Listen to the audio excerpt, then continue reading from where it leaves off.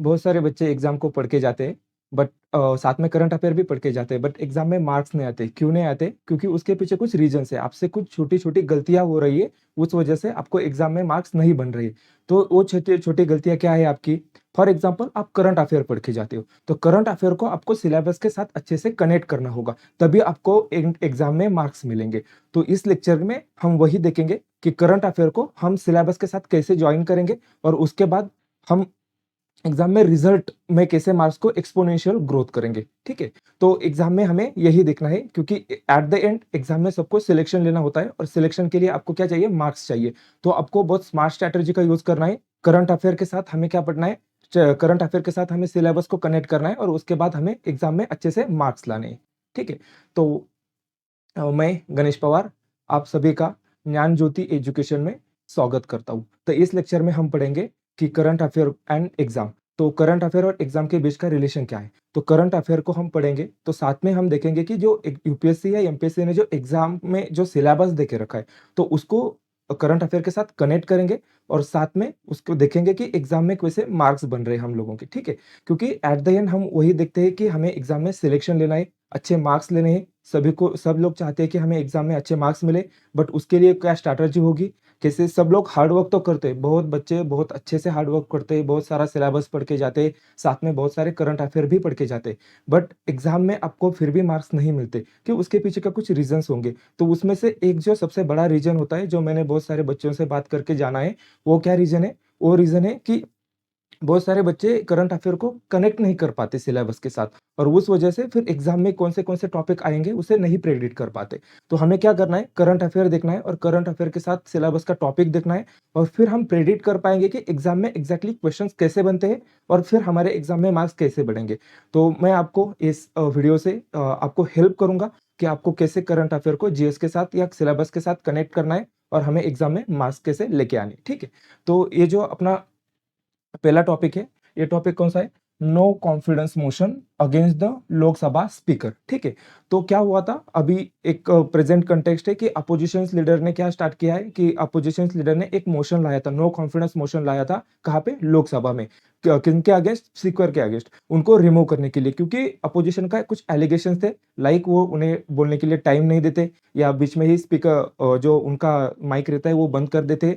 तो at the end nutshell में उनका एक ही एलिगेशन था कि स्पीकर पार्टीशन कर रहे हैं रूलिंग पार्टी और अपोजिशन में। तो इसलिए अपोजिशन पार्टी ने सभी ने मिलके एक नॉन कॉन्फिडेंस मोशन लाया है, जो कि स्पीकर के अगेंस्ट है। तो फिर इस टॉपिक को हम, ये तो करंट अफेयर का टॉपिक हो गया, बट इसको हम सिलेबस के साथ कैसे कनेक्ट करेंगे? तो आपको पता होगा यूपीएससी या एमपीएससी ने सिलेबस में देके रखा है पार्लियामेंट टॉपिक। ठीक है, तो पार्लियामेंट क्या होता है? पार्लियामेंट में हमें, तो फिर पार्लियामेंट होता है, तो पार्लियामेंट में इसको कनेक्ट करना पड़ेगा हमें सिलेबस के साथ, इस एरिया को, क्योंकि पार्लियामेंट में क्या क्या होगा? पार्लियामेंट में होगा, पार्लियामेंट पार्लियामेंट में क्या होता है? पार्लियामेंट में होता है, फर्स्ट इज लोकसभा, उसके बाद क्या होगा? राज्यसभा। ठीक है, उसके बाद क्या होगा? राज्यसभा। और एक पार्लियामेंट का पार्ट रहता है, उसे हम कहते हैं प्रेसिडेंट। ठीक है, और एक पार्ट रहता है, उसे कहते हैं प्रेसिडेंट। तो फिर पार्लियामेंट के साथ हम जब कनेक्ट करेंगे, तो पार्लियामेंट में एक टॉपिक दे के रखा है, क्या है वो? लोकसभा। तो लोकसभा का जो प्रिसाइडिंग ऑफिसर होता है, तो उसे हम क्या कहते हैं? स्पीकर कहते हैं। ठीक है, तो फिर लोकसभा के जो प्रिसाइडिंग ऑफिसर होंगे उसे हम स्पीकर कहेंगे। तो ये टॉपिक हो गया हमारे सिलेबस के साथ कनेक्ट। ठीक है, तो इसी तरीके से हमें हर एक टॉपिक को सिलेबस के साथ कनेक्ट करना है। न्यूज में क्या चल रहा है, पॉलिटिकल एलिगेशन क्या है, उससे हमें कोई मतलब नहीं होता है। ठीक है, हमें एग्जाम के हिसाब से पढ़ना होगा। तो हमें क्या देखना है? हमें देखना है कि भाई टॉपिक क्या है, और उसे हम एग्जाम के साथ या हमारे एग्जाम में जो सिलेबस देके रखा है उसके साथ कनेक्ट कैसे करेंगे। ठीक है, तो ये वाला टॉपिक हो गया। तो फिर ये कुछ एलिगेशन है, और उसके साथ ये टॉपिक हमने कनेक्ट कर दिया। तो फिर हम देखेंगे स्पीकर। तो स्पीकर क्या होता है? स्पीकर का ऑफिस कब से ओरिजिनेट हुआ है, उसके लिए क्या क्या बैकग्राउंड था, साथ में देखेंगे कि भाई स्पीकर इलेक्ट कैसे होता है, उसके इलेक्शन कैसे होते हैं। उसके बाद देखेंगे फिर उनका टेन्योर कितना होगा, उनको रिमूव कैसे किया जाएगा, क्योंकि ये रिमूवल वाला मोशन है, तो उसे हम थोड़ा सा और डिटेल में देखेंगे। साथ में देखेंगे उनके पास कौन सी पावर होती है। पावर के साथ देखेंगे कि भाई वो जब रिमूव होंगे तो उस टाइम पे उनके पास क्या क्या होगा, पावर होंगी। ठीक है, और साथ में देखेंगे किसी और को इससे पहले रिमूव किया गया है या नहीं, और उनके अगेंस्ट कोई मोशन लाया है नहीं। ठीक है, तो ये सब हम देखेंगे, और साथ में हम कुछ एक दो क्वेश्चन देखेंगे जो पीवाईक्यूज हो गए, जो मैं आपको बताऊंगा कि कैसे इसी टॉपिक से ऑलरेडी क्वेश्चन यूपीएससी ने पूछ के रखे। ठीक है, तो हम देखेंगे अभी स्पीकर वाला कॉन्सेप्ट, ठीक है। तो फर्स्ट है स्पीकर ऑफ लोकसभा, तो उसमें क्या होगा, तो स्पीकर ऑफ लोकसभा में पहले तो आपको पता होना चाहिए ये कौन सा आर्टिकल है स्पीकर का, तो आर्टिकल नंबर कौन सा है, आर्टिकल नंबर 93। ये क्या रिप्रेजेंट करता है, ये बोलता है कि भाई लोकसभा का एक स्पीकर होगा, ठीक है, और साथ में उसका डिप्यूटी स्पीकर भी होता है, ठीक है, ठीक है, डिप्यूटी स्पीकर भी होता है, ठीक है, डिप्यूटी स्पीकर, उसे हम डिवाइस स्पीकर भी बोल सकते हैं, ठीक है, डिप्यूटी स्पीकर भी होता है। तो आर्टिकल नंबर 93 में कॉन्स्टिट्यूशन के देके रखा है कि लोकसभा का एक स्पीकर होगा और डिप्यूटी स्पीकर होगा, ठीक है। तो पहले आपको आर्टिकल तो याद होना चाहिए अच्छे से कि स्पीकर कौन सा है, क्योंकि आपने अभी देखा होगा 2024-25 में यूपीएससी ने अभी बहुत सारे फैक्ट्स पूछने चालू कर दिए। फॉर एग्जाम्पल आपने देखा होगा उन्होंने बहुत सारे फैक्ट्स पूछे हैं पहले से, तो हमें अभी आर्टिकल्स पे भी अच्छे से फोकस करना है, ठीक है। फिर हिस्ट्री क्या है, ये ऑफिस ओरिजिनेट कहाँ से हुआ है, ठीक है, क्योंकि स्पीकर तो पहले से है नहीं, तो ये ओरिजिनेट कहाँ से हुआ है, तो हमें वो देखना पड़ेगा। तो ये इंस्टीट्यूशन था स्पीकर एंड डिप्यूटी स्पीकर का, वो ओरिजिनेट हुआ है 1921 में। कब ओरिजिनेट हुआ है स्पीकर एंड डिप्यूटी स्पीकर का ऑफिस, 1921 में। और ये इसका बेस क्या है, इसका बेस है गवर्नमेंट ऑफ इंडिया एक्ट 1999, ठीक है, जो गवर्नमेंट ऑफ इंडिया एक्ट था 1999 का, ठीक है। ये देखो गवर्नमेंट ऑफ इंडिया एक्ट 1999, इसे और एक वर्ड है गवर्नमेंट ऑफ इंडिया एक्ट 1999 को, क्या है इसका, मॉन्टेग्यू चेम्फर्स रिफॉर्म, ठीक है, इसे और एक नाम से जाना जाता है मॉन्टेग्यू चेम्फर्स रिफॉर्म।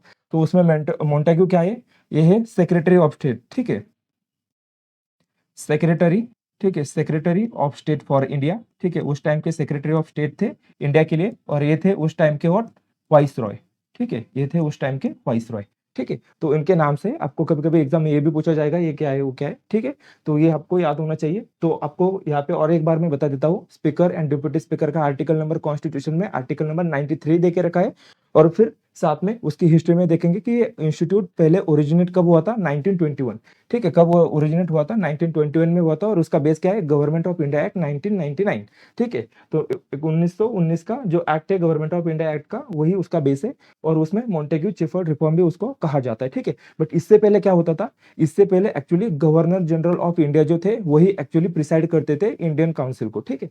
तो कौन प्रिसाइड करते थे, governor general, governor general of India, ठीक है, इंडिया, वो पहले पहले इससे पहले 1921 से पहले कौन प्रिसाइड करते थे, गवर्नर जनरल ऑफ इंडिया इसको प्रिसाइड करते थे, ठीक है।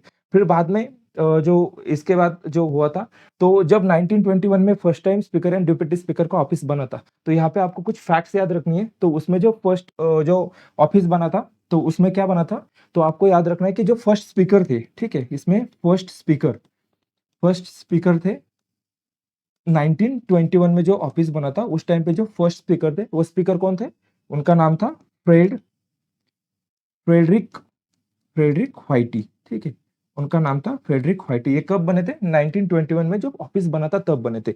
बट आपको यहाँ पे और एक फैक्ट याद अच्छे से रखनी है, आपको यहाँ पे और एक फैक्ट अच्छे से याद रखनी है कि क्या 1921 में फर्स्ट टाइम स्पीकर का ऑफिस बना था, स्पीकर का ऑफिस, ठीक है, स्पीकर का ऑफिस बना था, तो क्या था, फर्स्ट कौन थे, फर्स्ट थे फ्रेडरिक, ठीक है, फ्रेडरिक व्हाइटी, ठीक है, पहले कौन थे, फ्रेडरिक व्हाइटी। इसमें और एक टर्म याद रखनी है आपको कि जब 1925 में जो फर्स्ट स्पीकर बने थे, Indian speaker, I said Indian speaker, तो फर्स्ट इंडियन कौन थे जो स्पीकर बने थे, उनका नाम था विठल विठल जे विठल भाई जे पटेल, ठीक है, विठल भाई जे पटेल थे।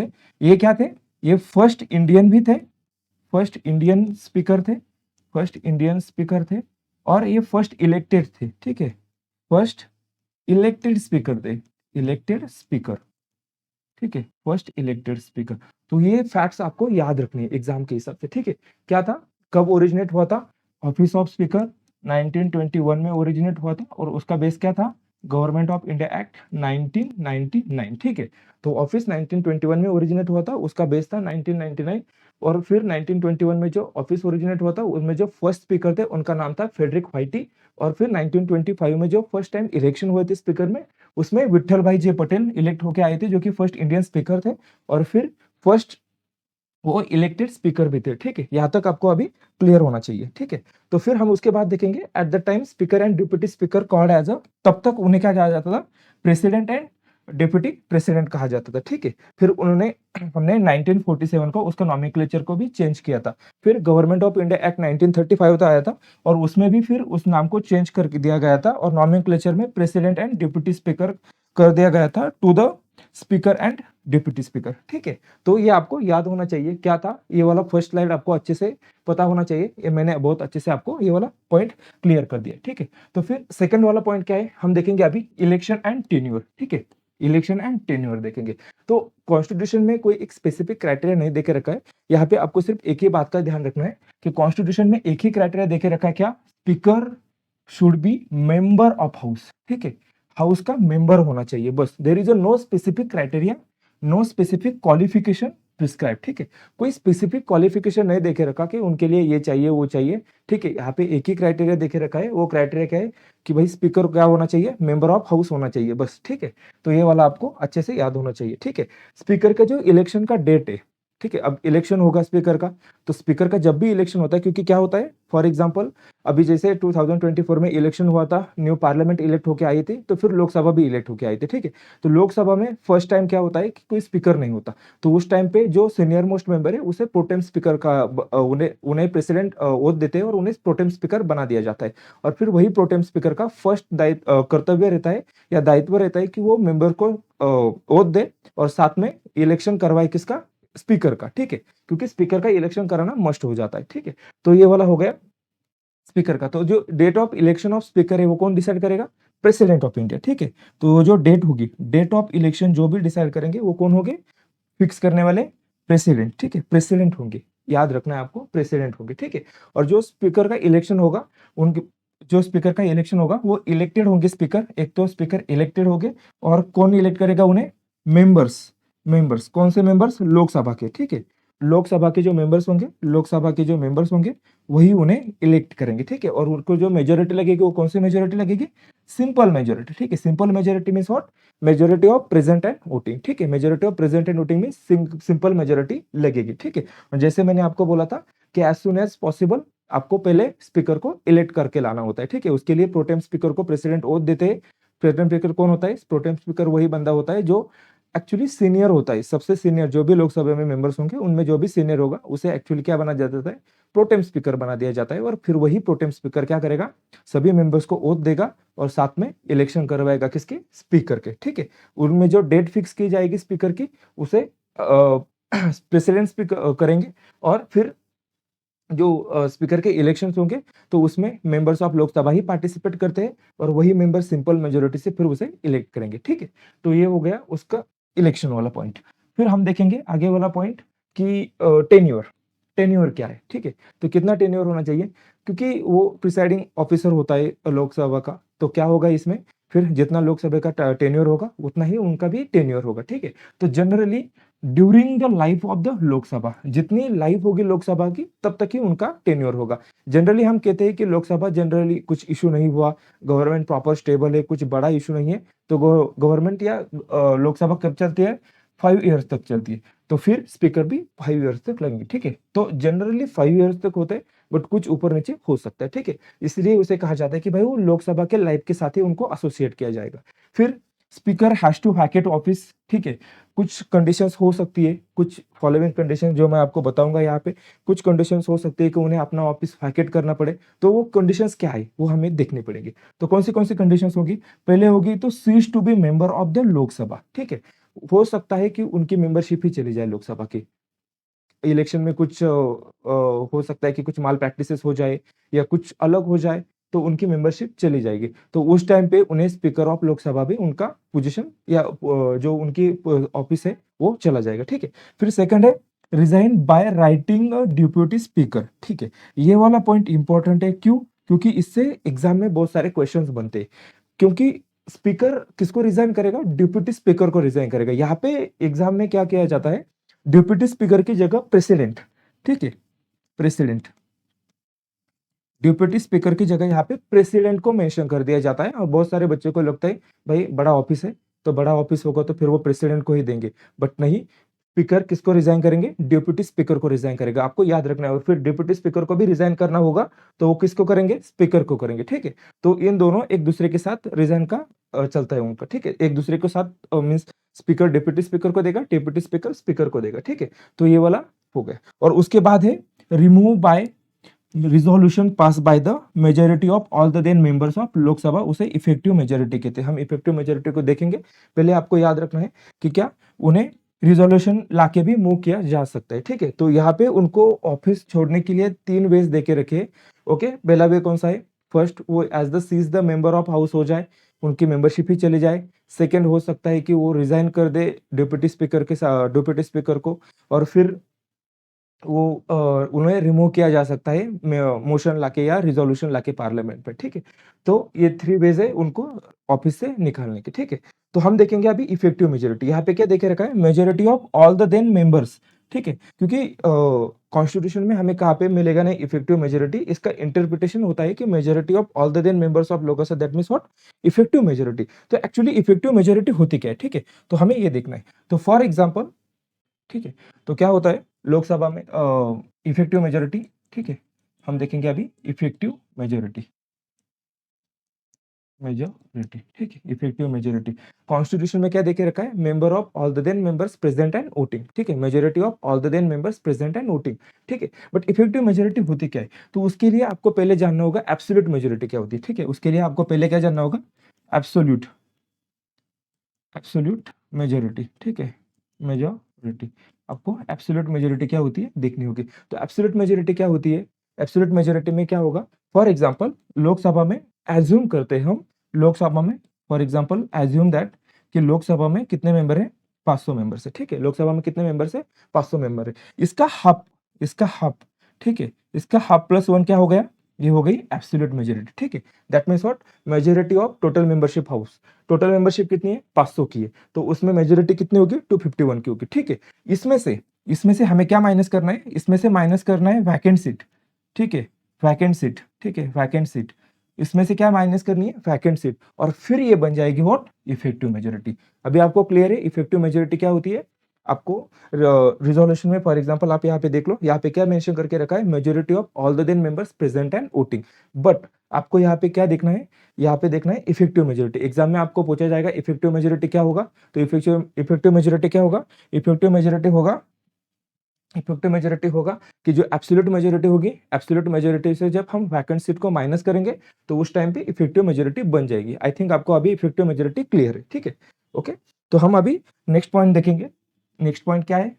नेक्स्ट पॉइंट है कि भाई लोकसभा जब डिसॉल्व होगी, ठीक है, ऐसा नहीं है फॉर एग्जांपल लोकसभा डिसॉल्व हो गई आज, एग्जाम एज्यूम कर लेते हैं हम कि आज लोकसभा डिसॉल्व हो गई और 10 दिन बाद न्यू लोकसभा का इलेक्शन हो गया और 10 दिन के बाद न्यू लोकसभा इलेक्ट होके आ भी गई, ठीक है। और उनका जब फर्स्ट सेशन होगा उससे पहले लोग जो speaker of Lok Sabha, last speaker of Lok Sabha थे, वो रिजाइन करेंगे, ठीक है। इसका मतलब क्या होगा कि जैसे लोकसभा डिसॉल्व होती है स्पीकर अपना ऑफिस वैकेट नहीं करते।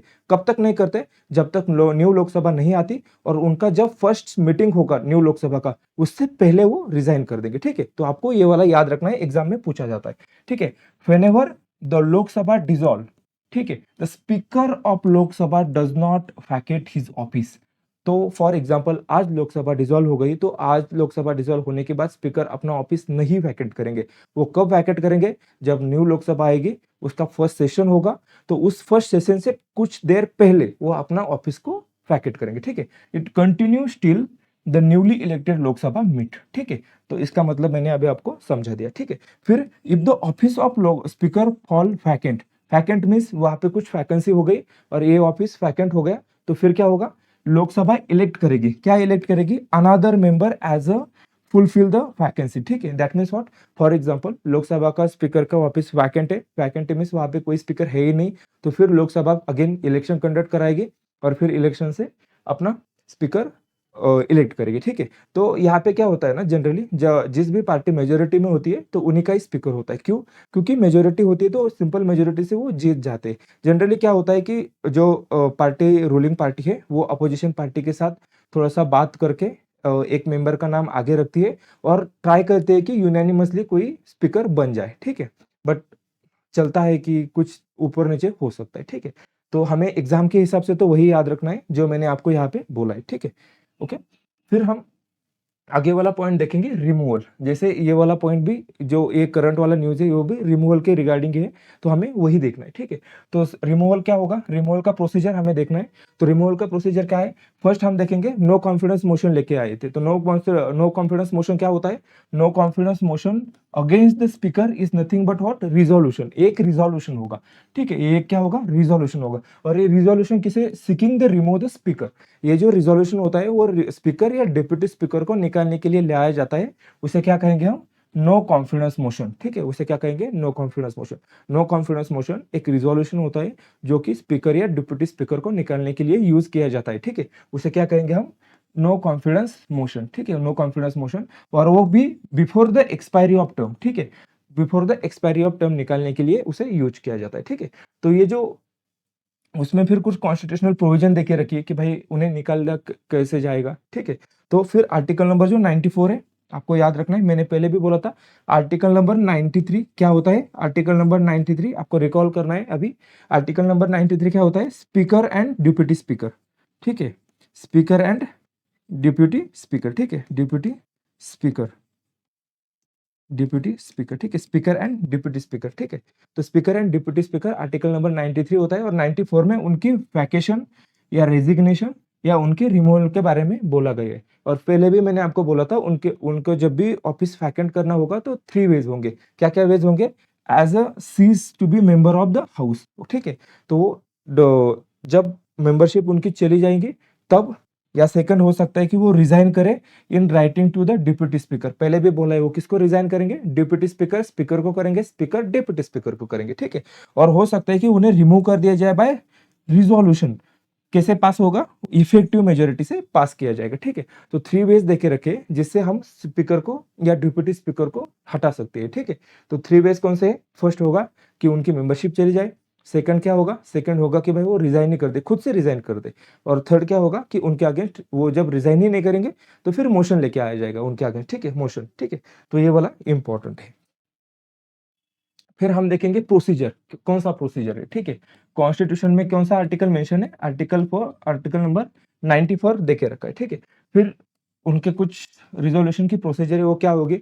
तो पहले क्या देके रखा है कि भाई आपको उनको रिमूव करना है तो पहले आपको नोटिस देना होगा। किसे नोटिस देना होगा, आपको नोटिस देना पड़ता है। और वो नोटिस किसे देना पड़ता है, सेक्रेटरी जनरल ऑफ लोकसभा, ठीक है। आपको पता होगा यूपीएससी एक एग्जाम कंडक्ट कर रहा है, सीएपीएफ असिस्टेंट कमांडेंट। तो जो 2022 का जो एग्जाम था, ठीक है, पेपर था, उसमें उन्होंने पूछा था कि जब स्पीकर को रिमूव करना होता है तो वो नोटिस किसे दिया जाता है, ठीक है। और फिर उन्होंने ऑप्शन देके रखे थे, secretary general of India, deputy speaker, president and prime minister. तो यहाँ पे बहुत सारे बच्चों का गलत हुआ था, तो इसीलिए मैंने ये लाइन आपको यहाँ पे मेंशन इसीलिए की है, जानबूझ के मेंशन की है कि आपको पता चले एग्जैक्टली प्रोसीजर होता क्या है, ठीक है। तो क्या होगा, पहले आपको नोटिस, जो भी अपोजिशन है, जो भी मोशन मूव करेगा, रिजोल्यूशन मूव करेगा, उन्हें नोटिस देना होगा। किसे देना होगा, सेक्रेटरी जनरल ऑफ लोकसभा को देना होगा, ठीक है। और उसके 14 दिन बाद ही आप रिजोल्यूशन या मोशन ला सकते हो। तो 14 दिन का गैप दिया जाता है, ठीक है। At least 14 days notice is mandatory before the motion take place, ठीक है। तो फॉर एग्जाम्पल आपको आज मोशन लेके आना है तो आपको आज से 14 देर पहले आपको नोटिस देना होगा, नहीं तो फिर आप रिजोल्यूशन नहीं ला सकते। नहीं तो आपने आज नोटिस दे दिया तो फिर आज के 14 दिन बाद या 2 वीक्स बाद ही आप फिर मोशन लेके आ सकते हो लोकसभा में, ठीक है। तो ये वाला पॉइंट अभी आपको क्लियर होना चाहिए, ओके। और उसका भी यही मतलब होता है कि भाई after the notice motion for leave to move the resolution listed for fix day after 14 days, ठीक है। तो 14 डेज के बाद ही होगा, ठीक है, क्योंकि यहाँ पे 14 डेज उनको दिया जाता है। उसके बाद है सपोर्ट उस रिक्वायरमेंट या उस रिजोल्यूशन को कितना सपोर्ट होना चाहिए, when the motion is taken up, जब motion floor of the house होगा तो एटलीस्ट 15 मेंबर्स को उस पर साइन करना होता है, ठीक है, उसे सपोर्ट करना होता है। 50 मेंबर्स को सपोर्ट करना होता है। जब 50 लोग से ज्यादा कम होंगे तो वहां पे क्या होगा, मोशन लैप्स हो जाएगा। तो यहाँ पे क्या होता है, और जब भी 50 मेंबर्स आएंगे, ठीक है, जब भी 50 मेंबर्स आएंगे तो आपको याद क्या रखना है, ये जो रिजोल्यूशन होता है, ठीक है, या ये जो मोशन होता है वो कौन सा मोशन होता है, सब्सटैंटिव मोशन होता है, सब्सटैंटिव, सब्सटेंटिव मोशन होता है, ठीक है। सब्सटेंटिव मोशन में शॉर्ट, सब्सटेंटिव मोशन ऐसा मोशन होता है जो बहुत ही स्पेसिफिक मैटर के लिए यूज किया जाता है, जो सेल्फ इंडिपेंडेंट मैटर है। स्पेसिफिकली रिमूवल, लाइक प्रेसिडेंट के रिमूवल, वाइस प्रेसिडेंट या स्पीकर, डिप्यूटी स्पीकर, उनके इलेक्शन कमीशन, जो भी लोगों के जो बहुत इंपॉर्टेंट डिग्निटरी ऑफिस है उनको रिमूव करने के लिए सब्सटेंटिव मोशन लेके आ जाता है। और उसके लिए आपको एटलीस्ट 50 मेंबर्स तो होने चाहिए, ठीक है। 50 मेंबर्स को आपको सपोर्ट होना चाहिए, अदरवाइज ये जो मोशन है वो लैप्स हो जाएगा, ठीक है। तो अभी तक हमने क्या क्या देखा कि आपको पहले क्या करना है, आपको जो भी नोटिस है, रिटर्न नोटिस किसको देना है, सेक्रेटरी जनरल ऑफ लोकसभा को देना है।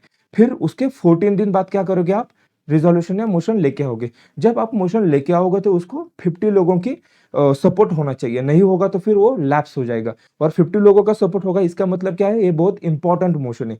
सब्सटेंटिव मोशन में क्या होता है ना, सेल्फ इंडिपेंडेंट मोशन होता है, उसमें आपको सिर्फ जो मैटर पे आप लेके आए हो वही मैटर कंसिडर किया जाएगा, उसके अलावा इधर उधर का कुछ नहीं होगा, ठीक है। तो ये वाला आपको याद रखना है। फिर डिस्कशन, डिस्कशन कितना होगा, जब वो मोशन एडमिट किया, फॉर एग्जांपल 50 लोग उन लोगों को मिल भी गए सपोर्ट करने के लिए, तो फिर मोशन को एडमिट किया जाएगा, ठीक है। तो जब रिजोल्यूशन को या मोशन को एडमिट किया जाएगा तो it must be discuss with in the 10 days, आपको 10 दिन के अंदर ही उसे डिस्कस करना होगा, ठीक है। और debate restricted confined only to the charges specified in motion, जो भी चार्ज उन लोगों ने मोशन में मेंशन करके रखे हैं उसी पे ही कंफाइंड डिबेट होगी, उसके अलावा आप इधर उधर का कुछ नहीं बोल सकते। जो भी आपने स्पेसिफिक मैटर रेज किए हैं वही मैटर आपको फिर यहाँ पे डिस्कस करने होंगे, ठीक है।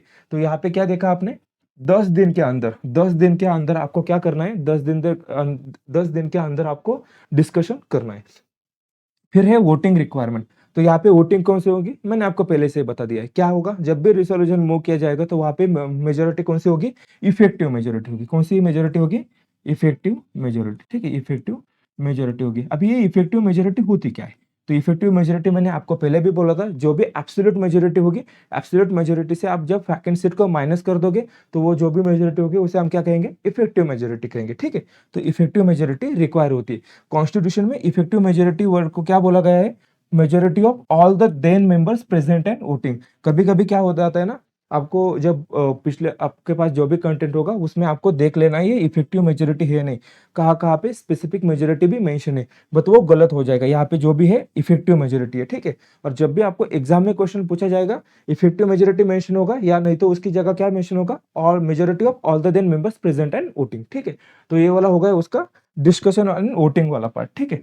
तो अब हम देखेंगे कि role of speaker during during the motion, जब मोशन लेके आए, क्योंकि क्या होता है स्पीकर ही हेड होता है, जो प्रिसाइडिंग ऑफिसर होता है लोकसभा का, बट उन्हीं के अगेंस्ट मोशन लेके आएंगे तो फिर क्या होगा, ठीक है। तो जब भी उनके अगेंस्ट मोशन लेके आया जाता है तो उस टाइम पे वो लोकसभा को प्रिसाइड नहीं करते, ठीक है। वो एज अ मेंबर नीचे बैठे हुए आपको मिलेंगे, कोई और मेंबर को एज अ डिप्यूटी स्पीकर ही उस टाइम पे, डिप्यूटी स्पीकर होगा तो वो चेयर करेगा, या कोई और मेंबर होगा वो चेयर करेगा, ठीक है। ओके, तो आपको ये याद रखना है कि जब भी स्पीकर के अगेंस्ट रिजोल्यूशन लाया जाता है तो वो प्रिसाइडिंग ऑफिसर नहीं होते उस टाइम पे, ठीक है। तो when resolution for the removal of speaker of Lok Sabha is under the consideration of house, ठीक है। जब वो रिजोल्यूशन कंसिडरेशन ऑफ हाउस होगा, ही और she cannot preside at the sitting of the house, वो क्या करेंगे, प्रिसाइड नहीं कर सकते सिटिंग ऑफ द हाउस, ठीक है। दो he participate in proceeding and speak in defence, ठीक है। बट वो एज अ मेंबर, क्योंकि वो लोकसभा के मेंबर भी होते हैं, तो वो एज अ मेंबर क्या करेंगे, पार्टिसिपेट भी कर पाएंगे, और उनके अगेंस्ट जो भी एलिगेशंस किए वो भी उनके अगेंस्ट वो डिफेंस में अपनी बात बोल भी पाएंगे, ठीक है। तो ये वाला हो गया उनका फर्स्ट वाला पॉइंट। फिर second, they can vote in the first instance but cannot exercise casting vote, ठीक है। एज अ मेंबर तो वो वोट कर पाएंगे जब उनके अगेंस्ट क्या होगा, रिजोल्यूशन लाया जाएगा, बट कास्टिंग वोट नहीं एक्सरसाइज कर पाएंगे। यहाँ पे आपको एक चीज दिख रही होगी कि भाई ये कास्टिंग वोट होता क्या है, कास्टिंग वोट होता क्या है। जब क्या हो जाता है ना, लोकसभा में फॉर एग्जांपल एक XYZ नाम का एक बिल है, उसे वोटिंग के लिए डाल दिया गया है, और फिर जब वोटिंग के लिए डाल दिया जाता है तो अपने रूलिंग पार्टी भी वोट करती है उस पर, और अपोजिशन भी वोट करता है। तो फॉर एग्जांपल लोकसभा में हम एज्यूम करते हैं 500 मेंबर से, हो सकता है कि 250 मेंबर्स ने उसे सपोर्ट किया और 250 मेंबर ने उसे अपोज किया, तो क्या हो गया, ये टाई हो गया। तो ये टाई ब्रेक करने के लिए फिर स्पीकर, जो प्रिसाइडिंग ऑफिसर हो गए स्पीकर, ठीक है, स्पीकर, तो स्पीकर यहाँ पे एक वोट डालते हैं, उसे कहा जाता है कास्टिंग वोट, ठीक है। उसे क्या जाएगा, कास्टिंग वोट, ठीक है, उसे कहा जाता है कास्टिंग वोट, ठीक है, जो स्पीकर डालेंगे टाई ब्रेक करने के लिए, और फिर इसमें जो स्पीकर का वोट जिस भी साइड पड़ेगा उस साइड या यस होगा या रिजेक्ट हो जाएगा, ठीक है। तो ये हो गया कास्टिंग वोट। तो जब उनके अगेंस्ट रिजोल्यूशन लाया जाता है तो उस टाइम पे वो फर्स्ट इंस्टेंट में वोट कर सकते हैं, बट कास्टिंग वोट नहीं डाल सकते, ठीक है, ये आपको याद रखना है। और even after the dissolution of Lok Sabha the speaker continue in office until the first sitting of new house. ये मैंने आपको पहले भी बोला था कि जब भी लोकसभा डिसॉल्व हो जाती है तो उसके साथ स्पीकर का ऑफिस वैकेट नहीं होता। वो क्या होगा, जब न्यू इलेक्शन होगा, न्यू इलेक्शन के साथ न्यू लोकसभा आएगी और उनकी फर्स्ट मीटिंग से पहले वो अपना ऑफिस को वैकेट करेंगे।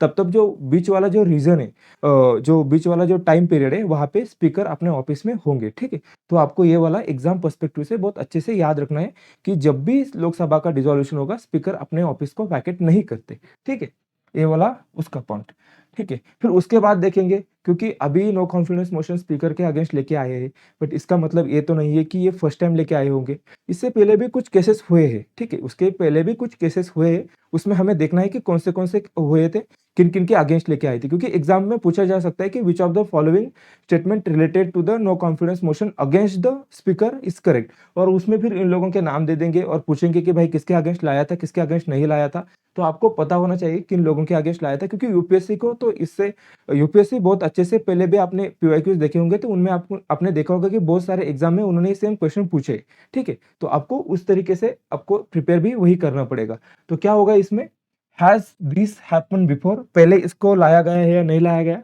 तो हैज लाया गया है, the motion where move against, उनको लाया गया है। तो फिर इसमें क्या, कौन किन किन के अगेंस्ट लाया था, फर्स्ट जीवी मावलंकर 1954, इनके अगेंस्ट भी लाया गया था, ठीक है। उसके बाद है हुकुम सिंह 1966, इनके अगेंस्ट भी लाया गया था।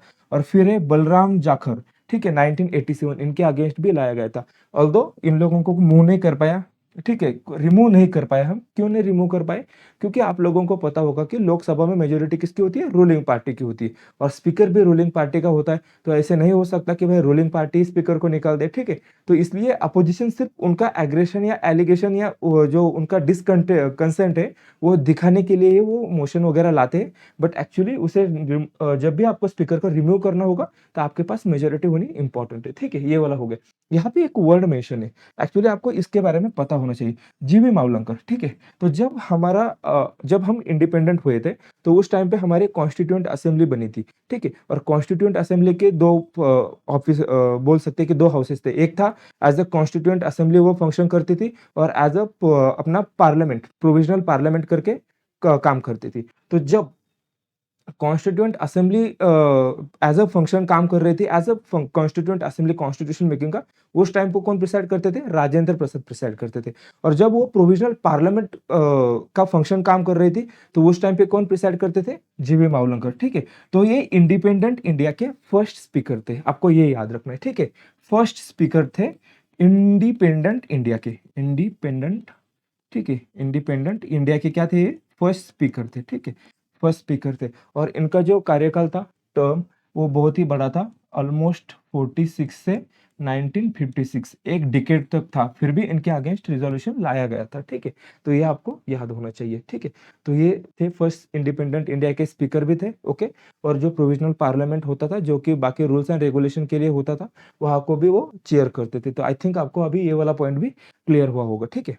तो अब हम देखेंगे कुछ पॉइंट्स, ठीक है। फॉर एग्जांपल अभी जैसे अपोजिशन ने लेके आए नॉन कॉन्फिडेंस मोशन, तो इसके कुछ इंप्लीकेशंस भी होंगे। क्या इंप्लीकेशंस होंगे, तो फर्स्ट इंप्लीकेशन क्या होगा इसका, कॉन्स्टिट्यूशनल अकाउंटेबिलिटी। ये क्या करेगा, प्रिसाइडिंग ऑफिसर को हाउस के प्रति आंसरेबल होना चाहिए, उनको नॉन पार्टीशन होना चाहिए। क्योंकि क्या हो जाता है ना, जब आप वेस्टर्न कंट्री में चले जाते हो ना, तो वहां पे आपको मिलेगा, जब भी कोई भी रूलिंग पार्टी पावर में आती है तो वो अपना स्पीकर इलेक्ट करती है, और जैसे वो स्पीकर इलेक्ट करेगी तो वहां पे एक कन्वेंशन होता है कि आपको जब भी आप स्पीकर इलेक्ट हो गए तो स्पीकर का काम क्या होता है, रूलिंग पार्टी और अपोजिशन को सिमिलर आई से देखना है, ना किसी को अपर हैंड देना है, ना किसी को लोअर हैंड देना है, ना किसी को अपर या लोअर, कुछ भी नहीं, आपको सबको एक साथ देखना है। तो उस टाइम पे क्या हो जाता है कि जब वो स्पीकर इलेक्ट होके आते हैं तो वो क्या करते हैं, अपने पार्टी से रिजाइन दे देते हैं, ठीक है। तो वो क्या हो जाता है, फिर वो नॉन पार्टीशन हो जाती है, ठीक है। बट हमारे यहाँ पे ऐसा कन्वेंशन नहीं है।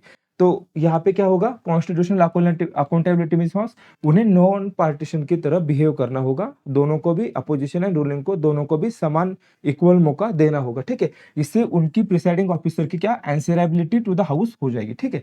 फिर है पॉलिटिकल सेंसिटिविटी। इससे और एक पॉइंट समझ में आता है हमें कि भाई गवर्नमेंट एंड जो रूलिंग पार्टी है और जो अपोजिशन है उनके बीच का जो संबंध है वो अच्छा है नहीं, ठीक है। तो ये वाला एक पॉइंट भी उसके आगे टिक जाता है। और फिर और एक है कि इंस्टीट्यूशनल स्टेबिलिटी। तो क्या हो जाता है कि जब frequent and politically motivated motions चलते हैं ना, तो उस टाइम पे पार्लियामेंट का डेकोरम या जो फंक्शंस है, क्योंकि पार्लियामेंट का प्राइमरी वर्क क्या है कि लॉ बनाना है, ठीक है, और गवर्नमेंट को आंसरेबल बनाना है। बट क्या हो जाता है कि जब ऐसे पॉलिटिकली मोटिवेटेड या कुछ फ्रीक्वेंट ऐसे मोशंस लेके आया जाता है, तो फिर पार्लियामेंट का जो डेकोरम होता है या जो पार्लियामेंट का एक्चुअल वर्क होता है वो हैम्पर हो जाता है, ठीक है। तो इसके कुछ इम्प्लीकेशंस है जो आपको याद रखने होंगे, ठीक है। एग्जाम में ये तो आपको रिटर्न में पूछा जाएगा, बट बाकी जो पहले भी बोला है मैंने वो सब आपको प्रीलिम्स में काम आ जाएगा, ठीक है। तो आपको इस पे फोकस करना है। ये देखो कुछ पीवाईक्यूज है, ये आपको मिलेगा 2024 वाला और 25 वाला, दोनों सीएससी के क्वेश्चन है। तो आपको ये क्वेश्चन सॉल्व करने हैं मेरे साथ।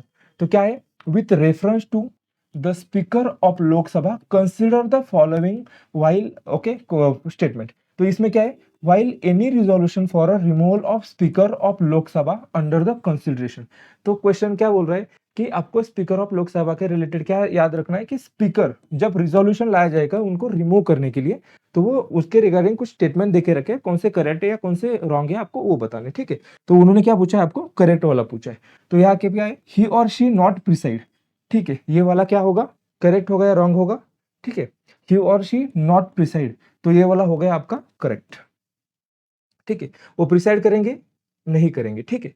फिर he shall not have a right to speak, ये वाला करेक्ट है या रॉन्ग है, क्योंकि उनको बोलने का राइट होता है, ठीक है। तो ये वाला हो गया रॉन्ग। और he shall not entitled to vote resolution in the first instance, क्योंकि वो प्रिसाइड नहीं करेंगे, इसका मतलब क्या होगा, वो एज अ मेंबर बैठेंगे और जब उनके अगेंस्ट रिजोल्यूशन होगा तो वो फर्स्ट वोट कर भी सकते हैं, ठीक है। तो इसलिए ये भी होता है, क्योंकि यहाँ पे क्या बोला है, तो इसका करेक्ट आंसर क्या होगा, ओनली वन होगा। बहुत ईजी है, मैंने आपको सभी पॉइंट बता दिए थे अभी। क्या क्या था, वो प्रिसाइड करेंगे नहीं प्रिसाइड करेंगे, वो फर्स्ट टाइम वोट करेंगे क्योंकि वो एज अ मेंबर वोट कर सकते हैं, ठीक है। कास्टिंग वोट नहीं कर सकते बट एज अ मेंबर तो वोट करेंगे, ठीक है। और he had no right to speak, उनको पार्टिसिपेट करने का भी अधिकार होता है और वो वहां पे बात कर सकते हैं, ठीक है, उनको डिफेंस में। तो ये वाला क्वेश्चन है सीएसई, ठीक है, यूपीएससी सी सीएसई 2024 का एक क्वेश्चन है, ठीक है। तो पूरे यही क्वेश्चन था इसी फॉर्मेट पे। अब हम देखेंगे यूपीएससी, ये वाला यूपीएससी सीएसई 2025 का रिसेंट वाला क्वेश्चन है। यहाँ पे क्या पूछा है, कंसिडर द फॉलोइंग स्टेटमेंट। उसमें क्या है, on the dissolution of house of the people speaker shall not vacate his office until immediate before the first meeting of House of People after the dissolution। Correct है या wrong है, आपको टिक करना है। इसका आंसर मैं नहीं बताऊंगा, ये आपको बोलना है अभी, ठीक है। फिर इसके बाद है सेकंड स्टेटमेंट, क्या बोला है, according to the provision of the constitution of India member of house of the people on being elected as a speaker shall resign from his office political party immediately, ठीक है। ये वाला point भी मैंने आपको बोला था। और फिर speaker of house of people may be removed from his or her office by resolution of house of the people pass by majority of all the then majority, ठीक है, of the House, provided that no resolution shall be moved unless at least 14 days notice has been given of the intention to move the resolution। तो मैंने हर एक point को बहुत अच्छे से आपको एक्सप्लेन किया था। तो अभी आपको इसका आंसर देना है कमेंट बॉक्स में, ठीक है। आपको इसका आंसर कहाँ पे देना है, कमेंट बॉक्स में देना है। आप चाहे तो दोनों का भी आंसर दे सकते हो और ट्राई करना इसमें कौन सा स्टेटमेंट करेक्ट है या रॉन्ग है। जो भी रॉन्ग स्टेटमेंट होगा उसका एक्सप्लेनेशन मैंने आपको पहले से बोल के रखा है। तो जब भी आप ये लेक्चर देखोगे तो आपको उसके नीचे इसका एक्सप्लेनेशन भी देना है कि भाई ये कौन सा रॉन्ग है कौन सा करेक्ट है, ठीक है। तो ये वाला अभी आपको आई थिंक बहुत अच्छे से समझ में आ गया होगा कि आपको करंट अफेयर को किसी भी टॉपिक से कैसे कनेक्ट करना है और फिर उससे आपको मार्क्स को कैसे एग्जाम में बनाना है, ठीक है। तो do subscribe Gyan Jyoti education and stay healthy and happy, ठीक है। Thank you.